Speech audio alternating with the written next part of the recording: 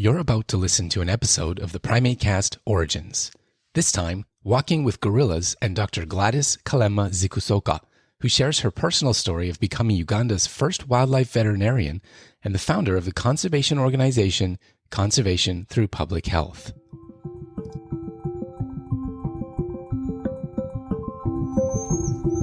Evolution, communication, cognition, conservation, behavior, primatology, typically primates.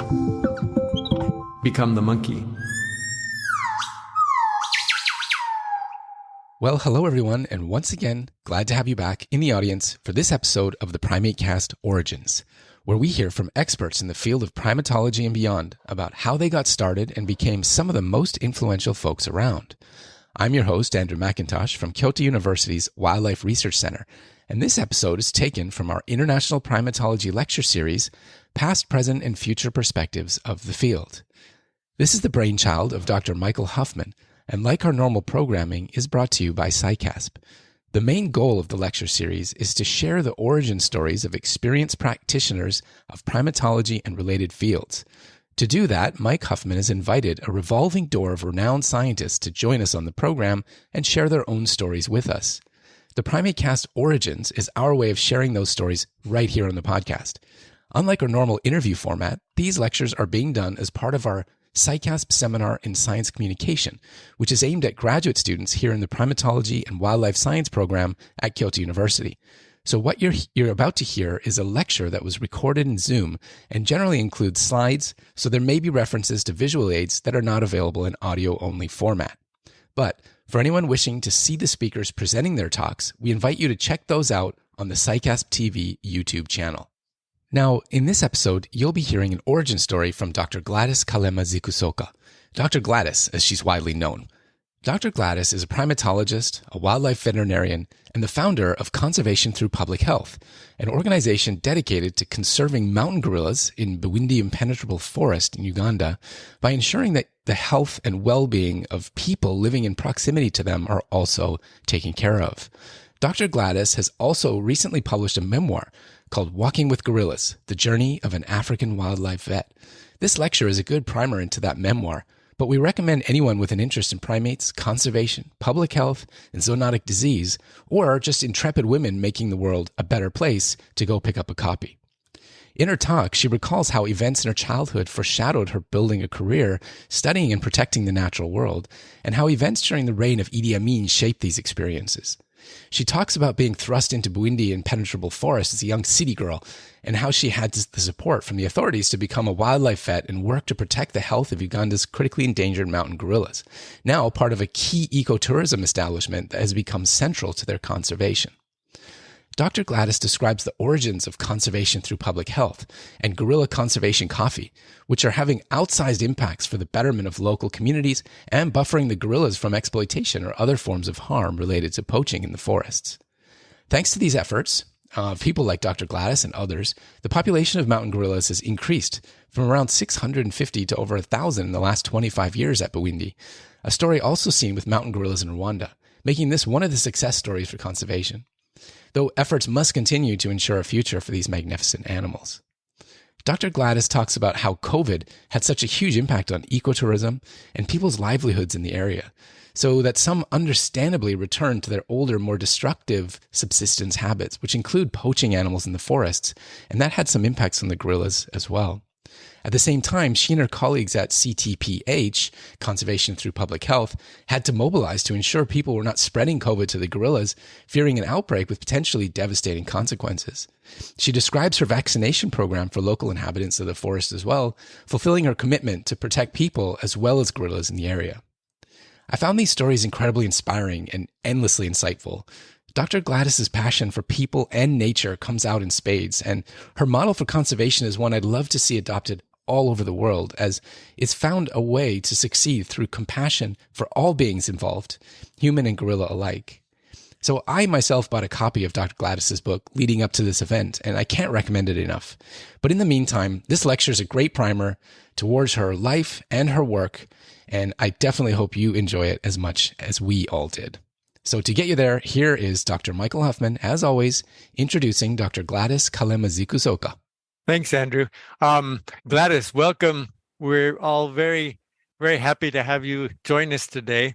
It's a special event, and we have a lot of people who are eager to listen to what you have to tell us. There's a few people in the audience who have worked long-term in Uganda, so I think they'll be especially interested and happy to learn about some of your recent activities. You and I have worked together on different things, mainly through students. The latest joint student that we had was Raquel Costa, who worked with you in Uganda on the mountain gorillas there. It's really a great honor to have you here, and I'm so happy to share in greeting you today, and look forward to learning about your most recent developments and your exciting new book coming out. I'm almost ready to have it delivered to my office, so I really look forward to going through that. And I hope the audience will enjoy today's talk. I think Gladys will share a lot of her personal story, her ideas, and provide a lot of inspiration to all of us for our own future endeavors. So without further ado, I hand it over to you, Gladys. Well, thank you so much for inviting me to speak. I remember visiting Kyoto University, I think it was in 2010, for the IPLS conference, and right. It's all the primatology work you're doing there is very inspiring. And thank you so much for inviting me today. My career in primatology began some time ago. And officially it began around in 1990, around 30 years ago. But I'll tell you a little story as well, which is also in the book. I'm excited we founded conservation through public health based on experiences I had working as a first vet for the Uganda Wildlife Authority, when we found that we needed to also improve the health of people. I was excited to be part of the people who founded the African Primatological Society in 2016, and I'm the vice president.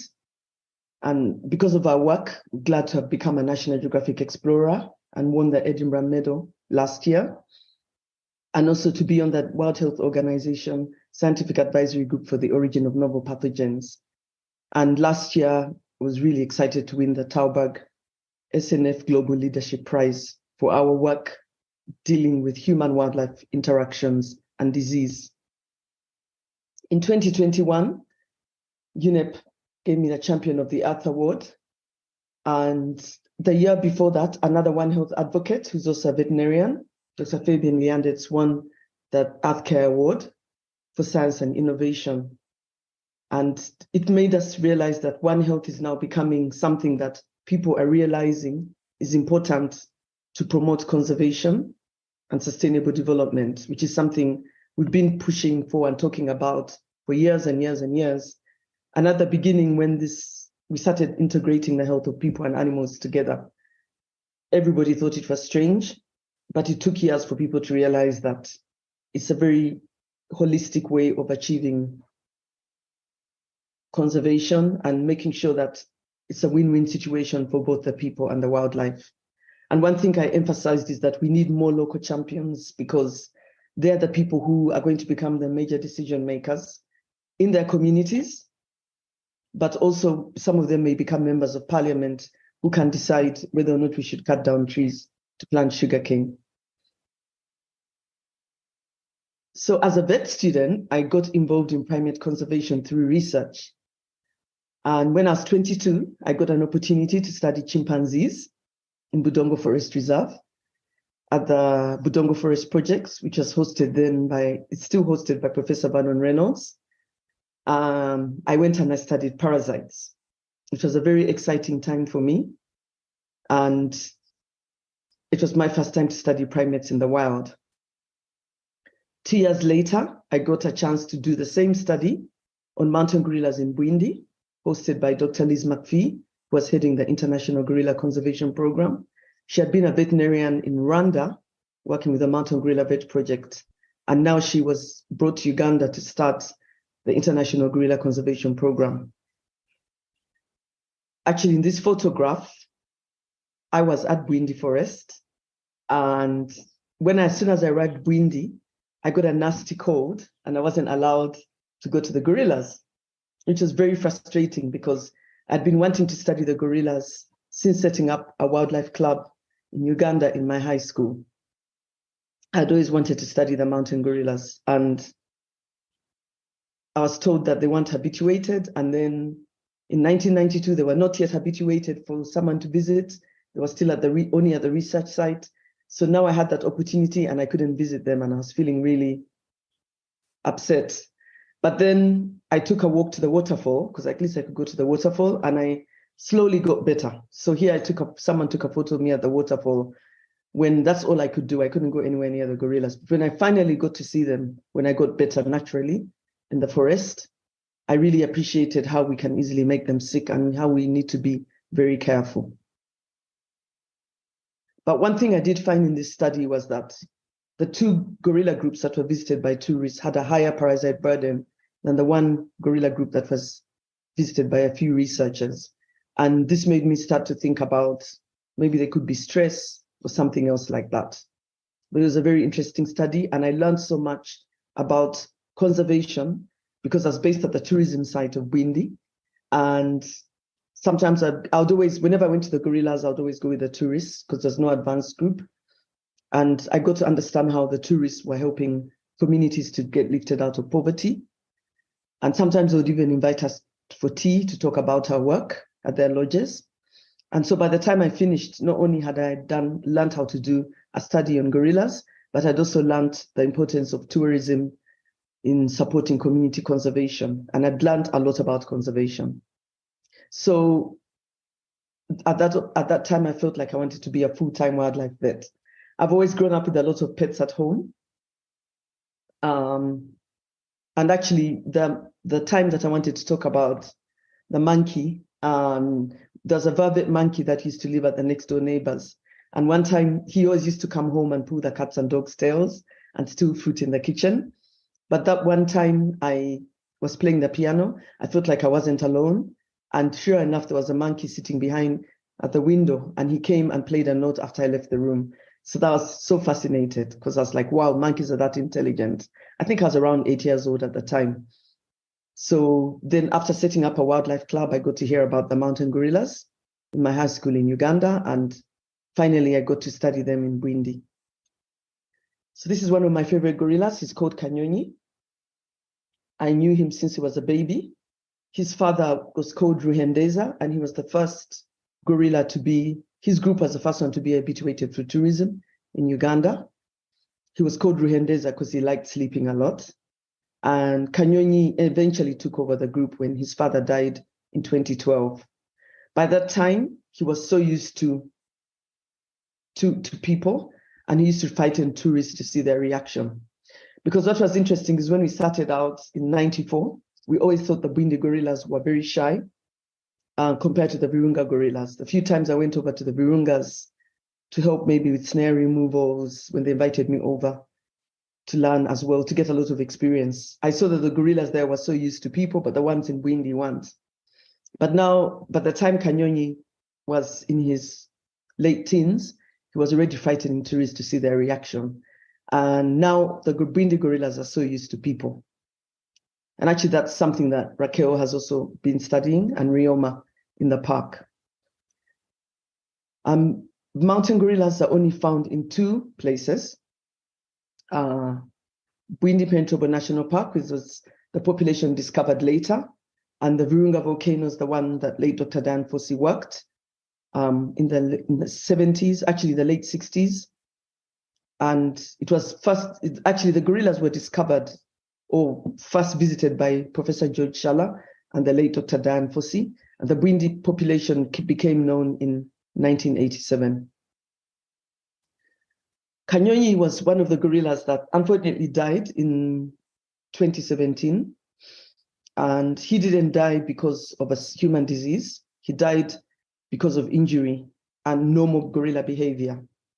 And this was something else I had to learn as a vet, that you don't just intervene with any animal that is sick. That from the very beginning, it was always you only intervene when it's human-related or life-threatening. And so when I started out as the first vet for the Uganda Wildlife Authority, they thought they needed to hire vets because gorilla tourism had begun, and they were concerned that tourists were going to make gorillas sick with a fatal flu like COVID-19. So when I was hired to start working in Bwindi, I was always very conscious of that fact. And like with the case of Kanyonyi, he basically fell off a tree, got an infection, which never got better in spite of treatment. Then when he got into a fight with another silverback who wanted to take over the group, he never really recovered and died, which was a very sad day because everybody had got to know him. And when I shared the tribute on Facebook, we got over 300 shares and people posted photos that they're taken of Kanyonyi. But it showed how far gorilla tourism had gone and how much people were willing to protect the wildlife. These two populations are separated by very high density in between the two parks, which means that unfortunately they'll never join, because hundreds of years, like at least 200 years ago, they were together and now they're not together. And this high human population density around both protected areas means that gorillas don't have a lot of space for their populations to continue expanding. And this is the next worry that we have. So the threats to gorillas still remain as habitat loss. At the beginning, habitat loss was the main threat, and gorilla tourism helped to reduce that, because once it became a national park, people are not allowed in to cut trees. And it meant that the park remained intact and the gorilla populations could thrive and grow, and so could all the other species in the forest. But now that the numbers are growing, habitat loss is becoming an issue again. Poaching is also an issue where all gorillas are found, but in Uganda and Rwanda, people don't eat gorillas. The Batwa hunter-gatherers who used to live in this park, it was a taboo for them to look in the eyes of a gorilla, so they avoided them, and they kind of coexisted with them, but they set up snares which gorillas and other species end up getting caught in, and they would mainly be wanting to eat the dike and the bush pig. But because of the hard edge, the gorillas come out. And when they come out, they eat people's banana plants. They developed a liking for that. And this causes a lot of conflict. So this particular farmer is very upset that his banana plant has been destroyed by the gorillas. And I remember asking him at the time that, are the gorillas important to you? So sorry about what happened. Do you still think gorillas are important? He said, yes, because my children are employed by the park. And some of the money from tourism is shared with the local community to build schools, clinics, and roads. But the individual farmer like me, whose crop is destroyed, I'm not compensated. And so I spoke to my bosses at the time, and he became one of the leaders of the human and gorilla conflict resolution team that helps gorillas back when they come out. And of course, people put out dirty clothing on scarecrows to chase away baboons, which is worse offender than gorillas, gorillas and other wildlife. People tend to complain more about the baboons about the gorillas because they know tourists pay a lot of money to see them, but they don't cause as much damage as the baboons, which are there all the time. And unfortunately, this baby gorilla got scabies because his group went outside the park to eat banana plants. They most likely touched dirty clothing, and the mite spread through the group. The baby died, and the rest only recovered with treatment. And this made us realize that we needed to do something about the health of the people as well. We also got other cases like this one, for example, which we're not sure whether it was human-related or not. This particular gorilla developed a rectal prolapse. And the first time we saw it, the prolapse went back. But a few months later, the prolapse stayed out. And I was called in to intervene on this gorilla. But even intervening was a bit contentious because some people thought we were going to intervene in already endangered population, and this could be due to bad genes, and we could be promoting bad genes and in an endangered population. But the warden was like, you have to do something. The tourists are stressed, are getting very upset about it. And I felt as a vet that since we don't even know if it's really genetic or not, we need to do something. So for welfare purposes, I intervened, operated on Kahara, who's actually the older sister of Kanyonyi. Kahara recovered from the operation. And she went on to have babies, which is very good. And everyone was happy she recovered. And so sometimes we didn't know whether she maybe picked up a human parasite, which caused her to defecate, a prolapse to come out, because she was training more. And some of this led us to set up conservation through public health, where we keep the gorillas healthy and their habitat secure. Inside this forest, we also have chimpanzees, but they're not habituated. A decision was made not to habituate them so that people can visit the chimpanzees in other national parks in Uganda, including Kibale National Park, Budongo Forest. And so Bwindi only has mainly gorilla habituation, but we also have 4 other different species of monkeys. We have the black and white colobus, the red-tailed monkey, the blue monkey, the louse monkey, which is only found in Bwindi and Kibale National Park. We also have, obviously, the baboons, which come in and out. They mainly live at the park edges. But we also have elephants inside this forest. And actually, elephants are now causing human-wildlife conflict. And we have over 200 species of butterflies and 300 species of birds. But it's also a very important climate modulator. It keeps the local climate constant, and it's a very important water catchment area. And this is the view from our office.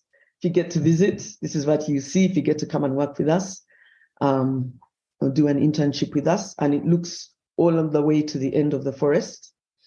And at the other end of the forest, you see the southern sector of Bwindi, which is in Kuringo. And it's a really nice office view. We're very lucky to have this. We have 3 integrated programs: wildlife conservation, community health, and alternative livelihoods. And we started off by the wildlife conservation program basically deals with species conservation. We started off by focusing mainly on preventing disease between people and gorillas. So there's a big focus on wildlife health and community health. But then, of course, the gorillas are not alone. They live in a habitat. So this expanded to include habitat conservation. And we also improve the health of people's livestock. And when we found out many people are unhealthy because they're poor, we added alternative livelihoods. This happens all the time, even now. The gorillas used to only eat the stems, but now they're also eating fruit. And it's a big cause for concern. So we work with the gorilla guardians, the human gorilla conflict resolution team, who are trained to chase gorillas back. We get them to also collect fecal samples from gorillas when they're outside the park, at a time when they're most likely to pick up human diseases. And the rangers are also trained to collect fecal samples inside the park. So every month, we collect fecal samples from all the habituated gorilla groups. Bwindi has over 460 gorillas, and about half of them are habituated. And so when they're habituated, it means you have to follow them every single day, whether or not they're tourists. And we are able to collect samples from those gorillas which are habituated, non-invasive fecal samples from their night nests. We also collect samples, obviously, when they're sick, and we compare them with what we're finding in the people and the livestock. And it also helps us to know whether our community health programs are helping to reduce the parasites and other pathogens in the gorillas. And this is the Gorilla Health and Community Conservation Center, built with funding from TASC. And this is Stephen Rubanga, another founder member of Conservation Through Public Health. And he is training 2 students, one from Royal Vet College, where I went in London. She's looking at entamoeba in the parasite, in the dung of the gorillas. And another student who's trying to start a study on stress hormones. One of the studies we've done is we've looked at Giardia and Cryptosporidia. I myself have had Giardia in the gorillas. It's not been fun having Giardia. I felt like I was going to die because you have vomiting and diarrhea at the same time.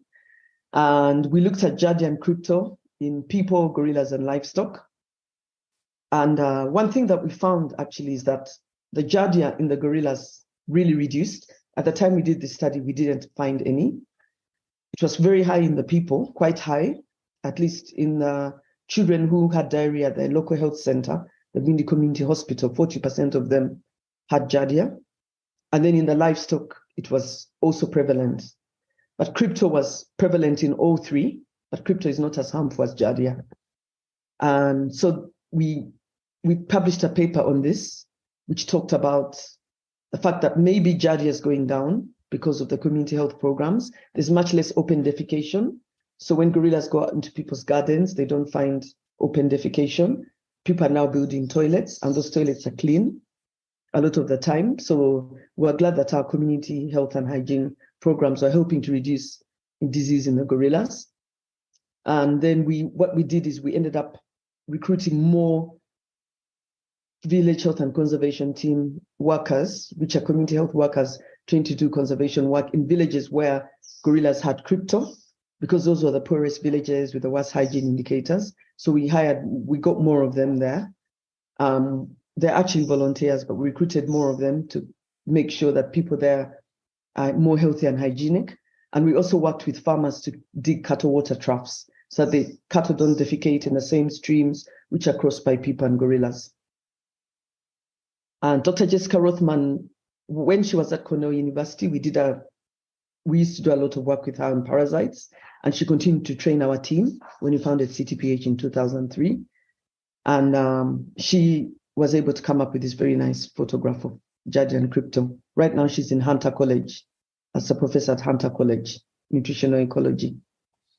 And so we're glad that with this One Health study, we're able to show that improvement in community health and hygiene is resulting in improvement in gorilla health. So in our community health program, we carry out a lot of behavior change communication, focusing on preventing disease between people and gorillas. In my last year at the Wildlife Authority, I was asked to lead the effort to develop health education programs for the local communities, because people were concerned that gorillas were not only picking up, scabies, but they're potentially they could pick up typhoid, cholera, or anything else from fecal samples or any other diseases.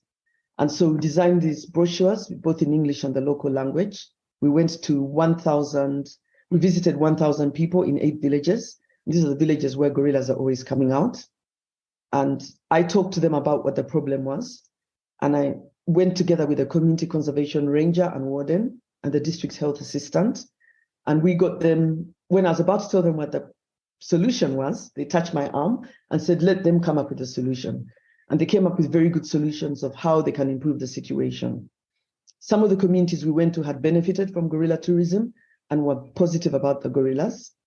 One community was somewhere in between, because they had seen tourism had begun in the northern part of Bwindi, Buhoma, but it hadn't started in the southern part. And they wanted it to begin because they had seen how the people across the forest were benefiting a lot and being lifted out of poverty because of tourism. And then the third group of people were in Congo, and they denied that they had seen gorillas because they thought we had come to arrest them, because some gorillas had disappeared over there. But they came up with very good suggestions, and a lot of what they came up with is what we used to start conservation through public health. And the main suggestions were like, we should strengthen the human-gorilla conflict team that has gorillas back, because they really didn't want to make gorillas sick. And then they also suggested that they wanted continuous health education, like we had given them that day. And they also wanted health services to be brought closer to them. And this made me realize that we couldn't keep the gorillas healthy without improving the health of their human neighbors. So something else that we started to do was giving injections through family planning injections. This was done with in partnership with Family Health International. We added family planning on the program when we found that people are having very many children. Some people are having as many as 10 children, and they'll tell you that half of them are to go to school, the other half is to chase wildlife from the garden. And of course, those who don't go to school will always be going to the forest to poach. They'll never have a job, and you can't break that poverty cycle. You have teenage pregnancies, and forever the forests and the wildlife are always going to be under threat. And that's when family planning seemed to make a lot of sense. We started this program 4 years after we began CTPH, and it's been one of our most successful programs because the women are so liberated. They didn't want to have a baby every year, and they're happy to have more control over their bodies. And then the men, it's all about balancing the family budget. So they realize if they want to reduce poverty in their home, they need to embrace family planning. So that has gone really well. And this particular lady is getting an injection in the comfort of the volunteer's home. This particular volunteer is giving her an injection, which means that she doesn't have to always be pregnant, and it improves her quality of life. And all of this results in better outcomes for the people and the gorillas. So we helped to start the Population Health Environment Working Group in Uganda. And in it, we have conservation NGOs like IUCN, Tree Talk, and Kibale Eco Health Project was part of this. And Kibale, Professor Colin Chapman's organization in Kibale was part of this. Then we also have the health NGOs who are also part of that. And everywhere where we're working, we're looking at areas where promoting community-based family planning can help. So the Kibale Health and Conservation Project is part of this as well. And now what happened with the PHE working group is that the government embraced it through our advocacy efforts. And now we now have national PHE networks, not only in Uganda, but in Kenya, in Rwanda, Burundi, and DRC and South Sudan. I think they're also setting up one. So I was really glad that our advocacy efforts are influencing this particular approach, not only in Uganda, but in other countries in East Africa. Then Gorilla Conservation Coffee was our third livelihood program. And this started because even when I was going to visit the gorillas, you often cross coffee farms. And I found out that these farmers were not getting a steady market or a fair price, and they're still entering the forest to poach. And so I decided to name it after Kanyonyi, the gorilla you've seen earlier in the presentation. And a very creative designer in Kampala was able to stylize Kanyonyi. And now this was our first brand, the Kanyonyi Coffee Blend. And these are the type of farmers that you meet. And so we're basically developing a global coffee brand to save gorillas through coffee. And what happens is we give the farmers an above market price for the good coffee. Luckily, Bwindi is a very high altitude, so you can get very good Arabica coffee. It's actually won 92 points in California and was among the top 30 coffees reviewed in 2018. And a donation from every bag sold is going to support the work of conservation through public health to promote community health, gorilla health, and conservation education. So these are two of our top farmers, and we're inside their farm collecting coffee, harvesting coffee. And this coffee is then sold in places like here. This is actually one of the biggest buyers. It's the duty-free shop as you're leaving Uganda at the airports. They were placing orders every single week, right by the time the pandemic began. And people just wanted to know that they're helping gorillas, even if many of them are not able to make it out to Bwindi. We made a great effort to start engaging women. So out of the 500 coffee farmers who were engaging, 120 now are women coffee farmers who are heading the farms, which is fantastic. And this is a very common occurrence in Bwindi. You meet people like this picking coffee as you're going to visit the gorillas. And we're glad that we're able to support them in this way. It's something that we're also doing with the Wildlife Authority, because we're helping to improve the relationship between the community and the park.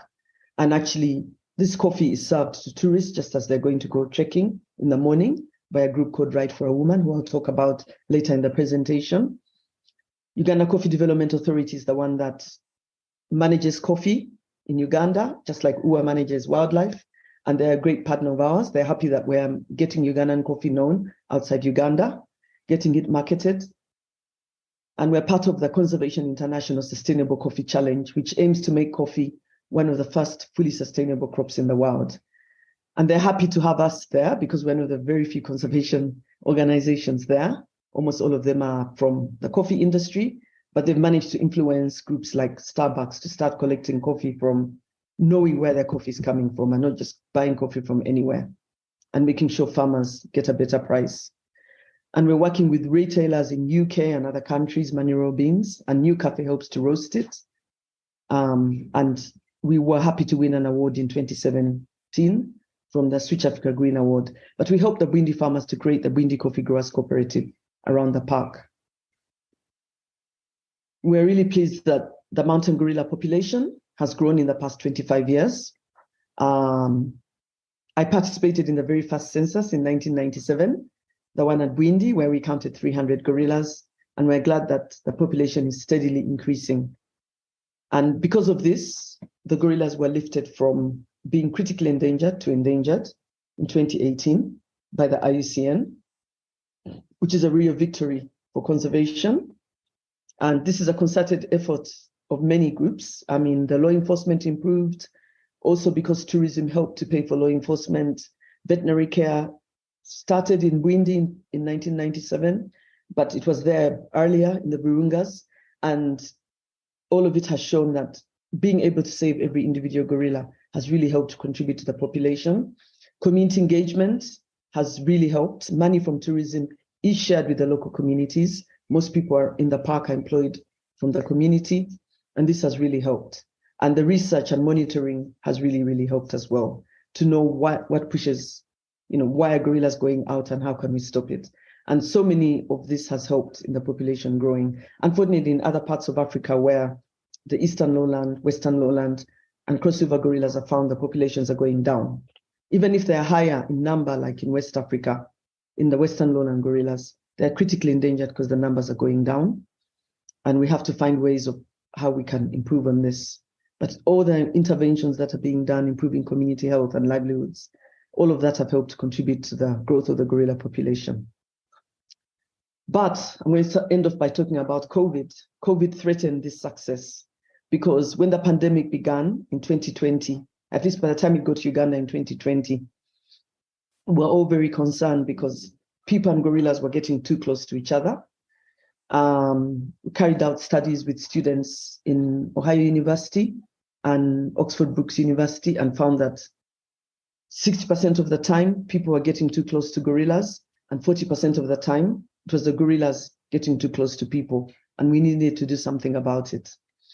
So before that, we had tried to advocate for wearing of masks as well, but there was a bit of resistance because people thought that tourists would not be happy to have to wear masks.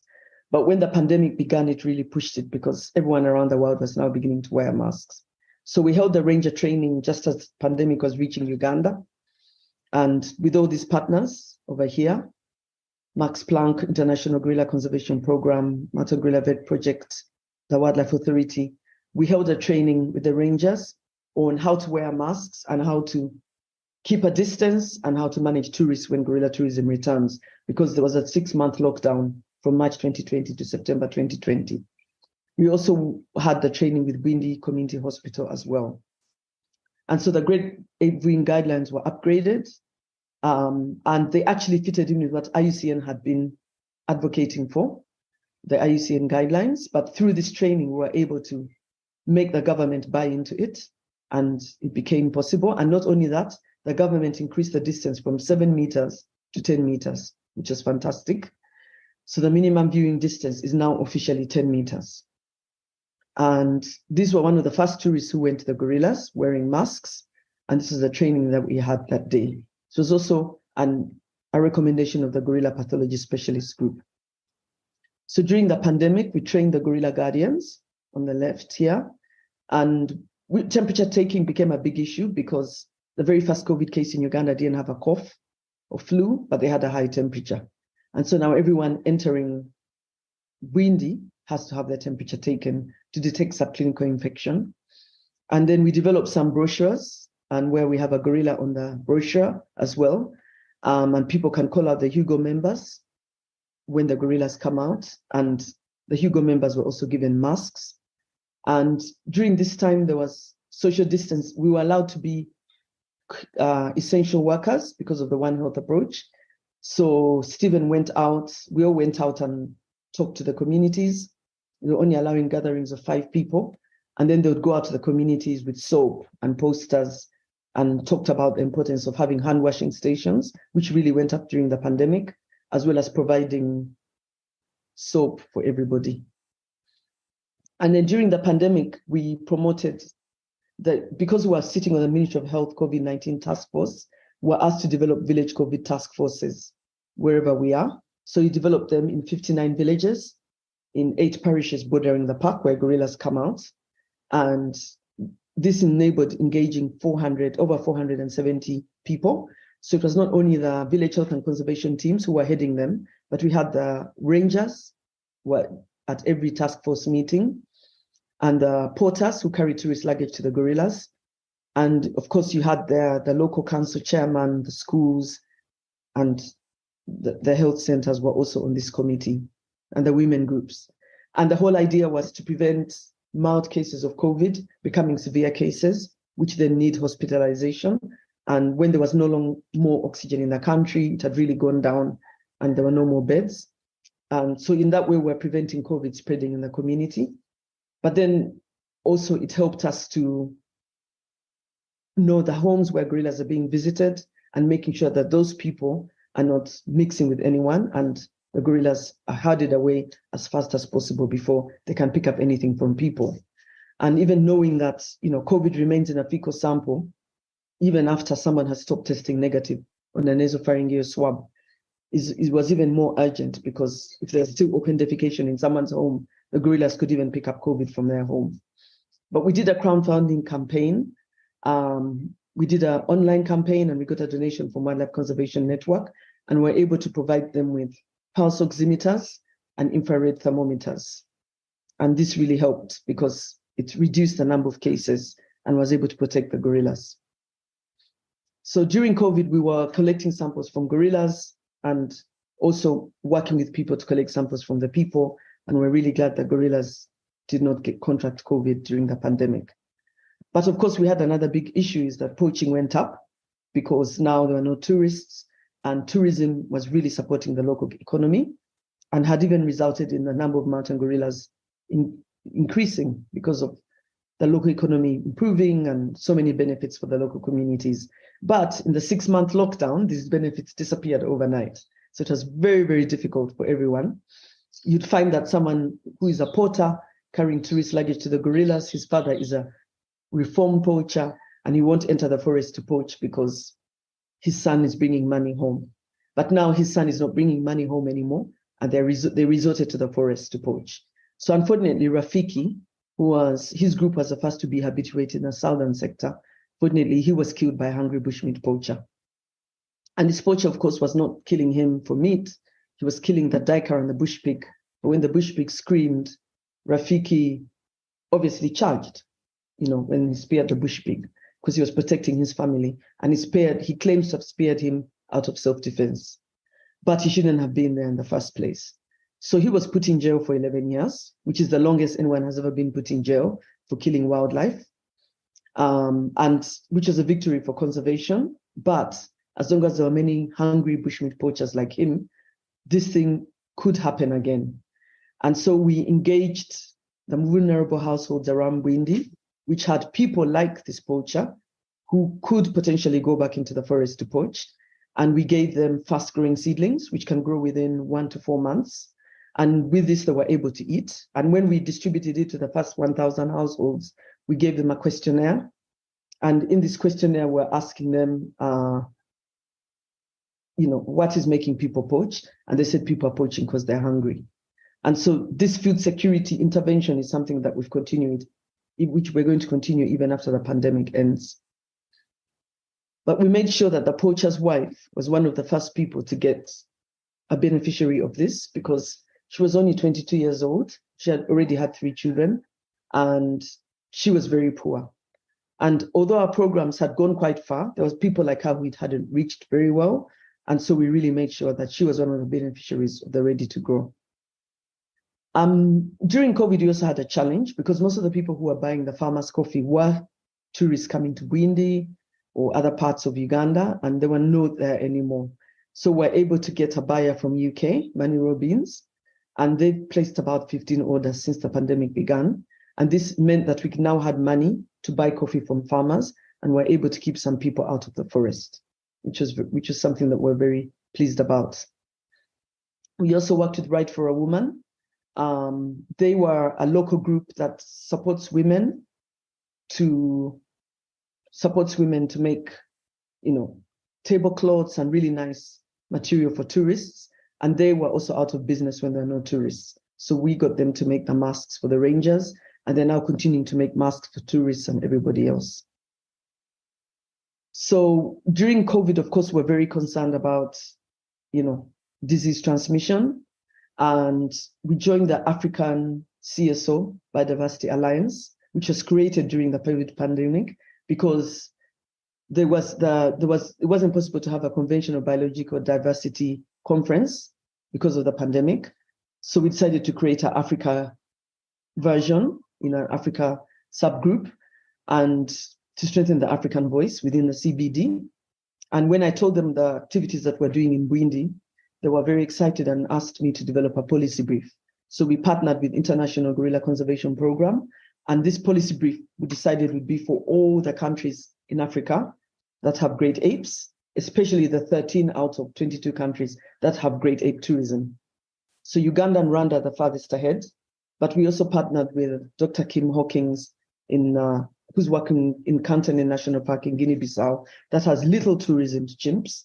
And we all got together and came up with a campaign as well to protect great apes from disease. So this particular policy brief was launched at the IUCN, the first Africa Protected Area Congress in Rwanda, which was supported by IUCN last year. And we wanted that even as we're coming out of the pandemic, everybody should be ready to wear masks, maintain the distance, be healthy, look out for the welfare of their great apes so that they can benefit from them from tourism, but also at the same time get tour operators to take tourists, not only to the gorillas, but also to the communities. Because once communities meet a tourist, they're less likely to enter the forest to poach. And when we launched this policy brief, we had on their panel discussion that had one of the first tour operators to great apes in Uganda and Rwanda, Praveen, Volcano Safaris. He was on the panel, together with another one from Rwanda, Manzi, with Wilderness Tours. And then we also had the Deputy Director of Rwanda Development Board, which manages wildlife in Rwanda, the Chief Warden of Bwindi, and Dr. Emmanuel Normand, who works Chimpanzee Conservation Foundation in Ivory Coast, and they do some ecotourism. So they were on the panel discussion and presented together with International Gorilla Conservation Program, who co-authored the policy brief with. And we were happy that it was considered one of the conference highlights. I'll end off by talking about the African Primate Society. This is strengthening African leadership in primate research and conservation. We started it in 2016 with Dr. Inza Kone, who became the president.